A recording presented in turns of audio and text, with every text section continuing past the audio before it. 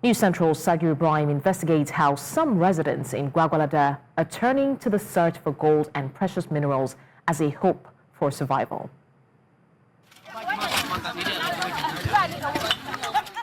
There seems to be a rush for gold in Gwagwalada Area Council of the FCT.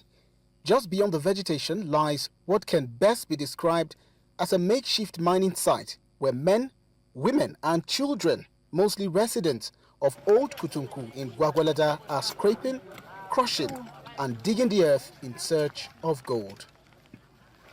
All this is happening without the presence of security agencies or regulatory authorities.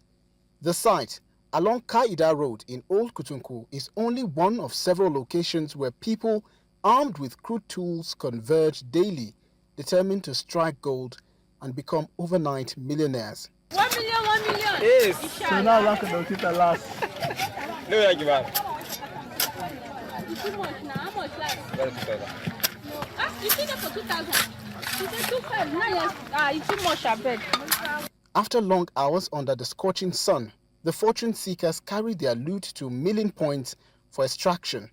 One of such spots, near the Tipa Garage in Gwagwalada, has become a hub for processing, but it is here that the dreams of sudden wealth often collapses.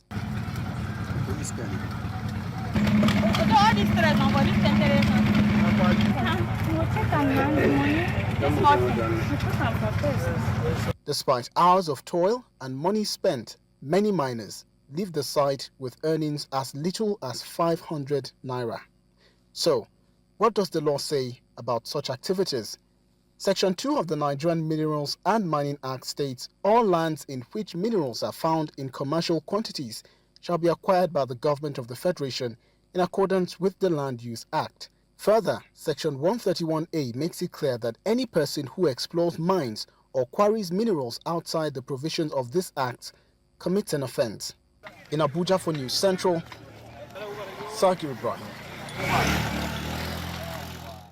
Quite an interesting story there. I'm now joined by Sagir Ibrahim, who has the latest on the development. Sagir, it's an interesting one, and of course, you know, in a country like this one, this is a symbol of hope for Nigerians around that region. What is the update, and what is the veracity of the claim that there even is mineral resources deposited there?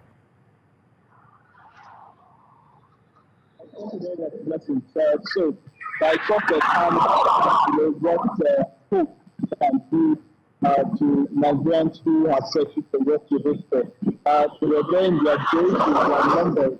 I mean, I'm not exaggerating, I say there are up to 200 persons at that makeshift mining site where people are hoping that maybe they are losing of gold. But yes, first of all, blessing, there is indeed gold because we follow them from the mining side, the makeshift mining side, to the milling point where the stones that are obtained from those sites are crushed, and then the fine dust gathered and the gold dust further extracted. So yes, I would say there's gold, but not in so much quantity.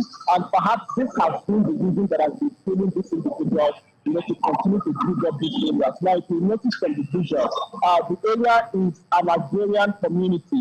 They are found around those areas, and sadly, we've seen some of these farms badly affected due to the operation of these miners who are searching for gold and then degrading the land in the process. So, out of curiosity, is there any danger in the residents going there to mine almost every day? Because this story has been on for a while now.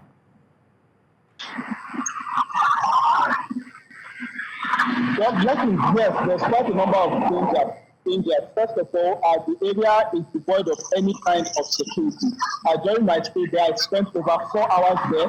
There was not a presence of a single security officer, and obviously so because they were doing so in hiding. In fact, at several points in time when I was taking some shots, they had looked at me with curiosity, and even one had beckoned and said, "I hope you're not calling the army," because this is not the first point that they actually tried mining.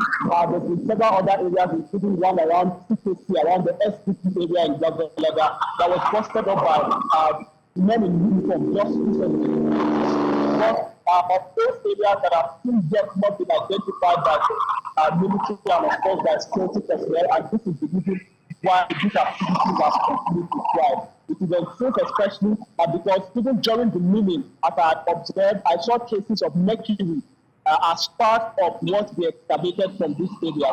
And then there is a water source around this particular milling that are very short carries water to small communities still within the Gwagwalada area. Now, Blessing, you can imagine the impact, especially around environment and health, that it can have on these communities, especially when these minerals, including mercury, is being deposited in that watershed. So it's a complexity of issues, but by and large, these issues are continuing to go on. And the particular milling point around the Tipa Garage area houses quite a number, of milling machines, which seem to show that in fact this did not start very recently. All right, Sagir Ibrahim, thank you for the update. And I'm hoping that the agencies weigh in on the matter so that it doesn't get out of hand and then people start to attack each other.